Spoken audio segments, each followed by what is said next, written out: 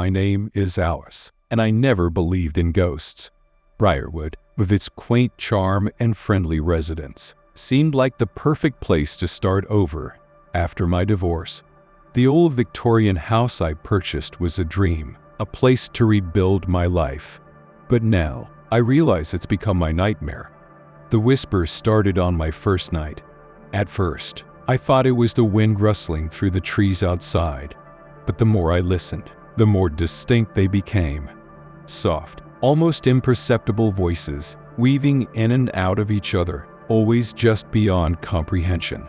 I convinced myself it was the house settling, old pipes, and creaky floorboards.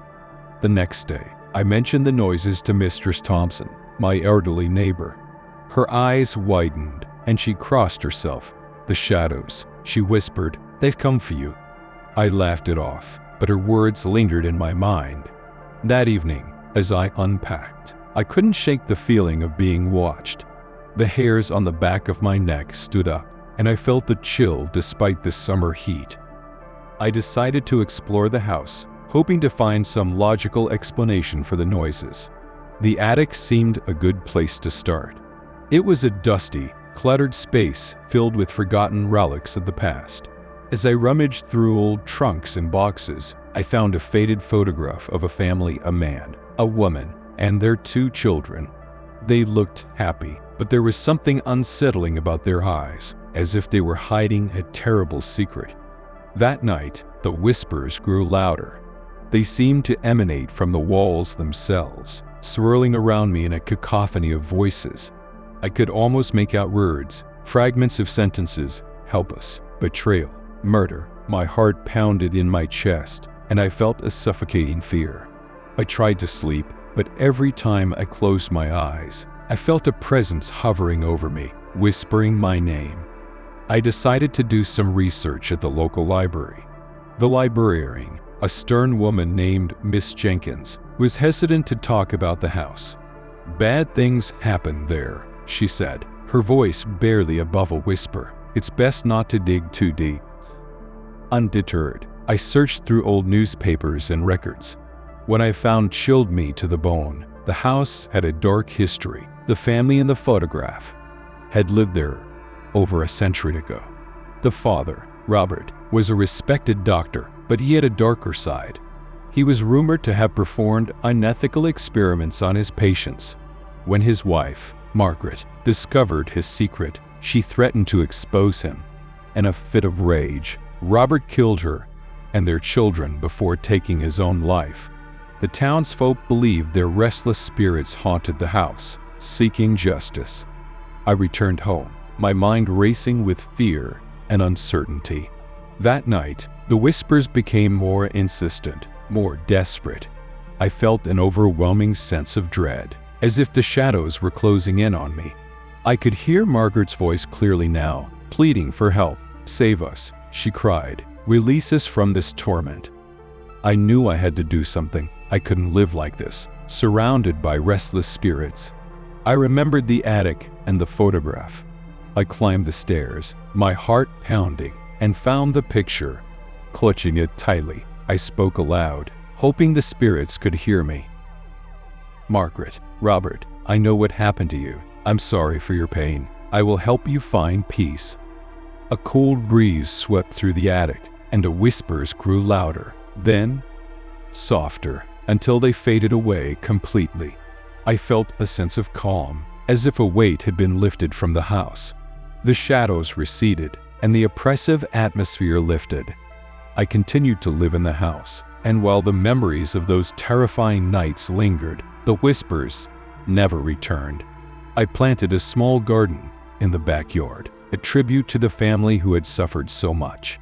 Briarwood may have its secrets, but I had faced the shadows and come out stronger. The house, once a place of torment, had become a place of healing. Then I, no longer a skeptic, had learned to respect the whispers of the past.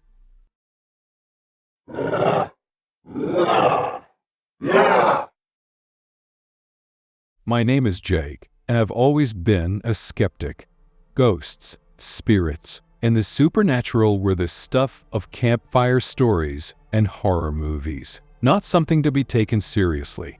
So, my friends suggested a camping trip to Hollow Hill, known for its legends of a vengeful spirit. I was the first to laugh and agree. Little did I know, Hollow Hill would challenge everything I thought I knew. We arrived on a Friday afternoon, our group of 6 eager to escape the mundane routine of city life. The hill was picturesque, with dense woods surrounding a clear, flat area perfect for camping. As we set up our tents, the air buzzed with excitement and the scent of pine. The first night was uneventful. We roasted marshmallows, told ghost stories, and laughed about the local legend. According to the tale, a woman named Eliza was wrongfully accused of witchcraft and executed on this very hill. Her spirit was said to haunt the area, seeking revenge on those who trespassed.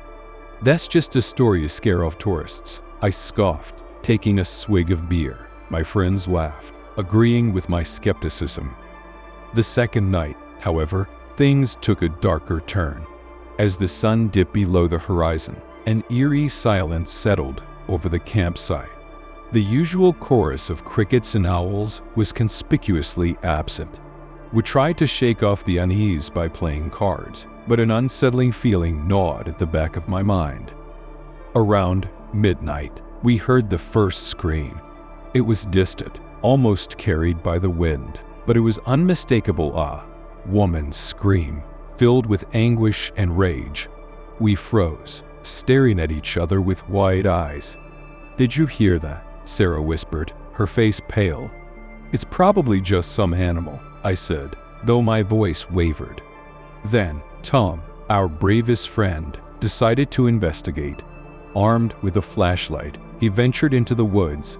We waited, the minutes stretching into what felt like hours. Finally, we heard footsteps approaching, but it wasn't Tom. A figure emerged from the darkness, shrouded in mist. It was a woman, dressed in tattered old-fashioned clothing, her eyes glowing with a cold, malevolent light. We scrambled back, hearts pounding. The woman's gaze swept over us, her lips moving, as if she were speaking, but no sound came out. Then, she pointed a bony finger at us and vanished. Panic set in. We called out for Tom, but there was no response. Gathering our courage, we decided to search for him. The forest seemed to close in around us, the trees whispering and the shadows deepening. After what felt like an eternity, we found Tom, or rather, what was left of him. His body lay twisted and broken at the foot of a large oak tree, his face frowning in a mask of terror. Scratched into the tree above him were the words, "Leave or suffer." We stumbled back to the campsite, our minds reeling. We had to leave, but the car was parked miles away, and navigating the woods in the dark was too dangerous. We huddled together, trying to stay awake and alert. Every rustle, every snap of a twig sent waves of fear through us. As dawn approached, the whispers started. Soft at first, like the wind through the leaves, but growing louder, more insistent. They spoke of betrayal, of anger, and pain. Eliza's story played out in our minds, her wrongful execution, and her vow of vengeance. Desperate, we decided to make a run for the car. The forest seemed alive, branches clawing at us, roots tripping us. The whispers followed, growing louder, almost deafening. We reached the car just as the first rays of sunlight pierced the gloom. As we drove away, the whispers faded, but the sense of dread remained. We reported Tom's death, but the authorities found no evidence of foul play. They chalked it up to an accident, but we knew better. Hollow Hill was haunted, and Eliza's spirit was very real. I left Briarwood and never looked back, but the memory of that night haunts me still. The whispers follow me in my dreams, a constant reminder of the horrors we faced. I'm no longer a skeptic. Hollow Hill taught me that some legends are rooted in truth, and some spirits are better left undisturbed.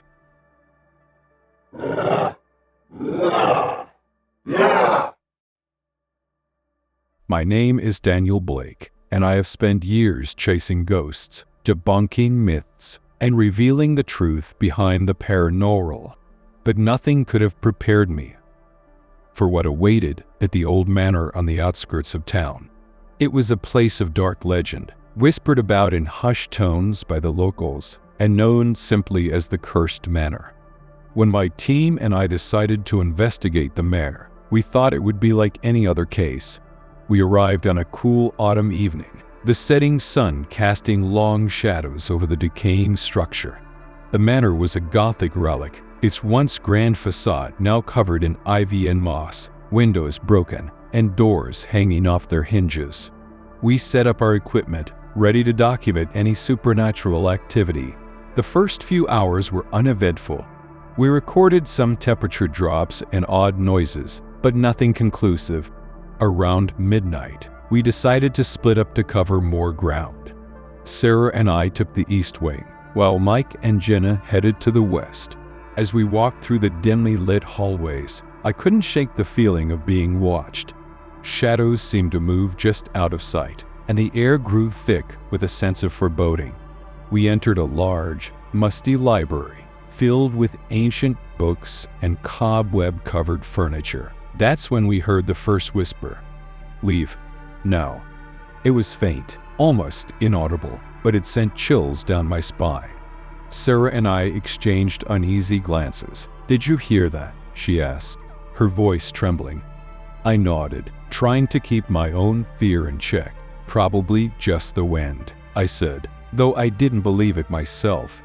We continued our investigation, but the whispers grew more frequent, more insistent. They seemed to come from everywhere, and nowhere at once, echoing through the halls, filling our minds with dread. The manor felt alive, as if it were breathing, watching our every move. In one of the bedrooms, we found a diary belonging to the manor's last owner, a woman named Evelyn Harper. The entry spoke of her descent into madness, driven by the loss of her husband and child. She had turned to dark rituals, hoping to bring them back, but instead, she unleashed something malevolent. "I fear I have damned us all," read the final entry. "The manor is cursed, and so am I." Suddenly, we heard a blood-curdling scream from the west wing. Sarah and I rushed towards the sound, our hearts pounding. We found Mike and Jenna in a small parlor, their faces pale and eyes wide with terror. The room was freezing, and a dark figure stood in the corner, its eyes glowing with an unnatural light. "Get out!" it hissed, its voice like nails on a chalkboard. We backed away slowly, but the figure advanced, its form shifting and contorting. I felt an overwhelming sense of despair, as if all hope had been drained from the room. We turned and ran, the whispers and screams following us, echoing through the manor. We regrouped in the main hall, our breaths coming in ragged gasps. "We need to leave," Jenna said, her voice shaking. "Now." I nodded, but as we made our way to the exit, the front door slammed shut with a deafening bang. The whispers rose to a cacophony, filling our minds with fear and despair. The air grew cold, and the shadows seemed to close in around us. In a desperate attempt to escape, I remembered the diary, the curse. I shouted over the noise. "It's tied to Evelyn's rituals. We need to find where she performed them and destroy whatever is left." We searched the manor, the whispers guiding us to the basement. There, in a hidden chamber, we found a makeshift altar, covered in symbols and surrounded by candles, long since burned out.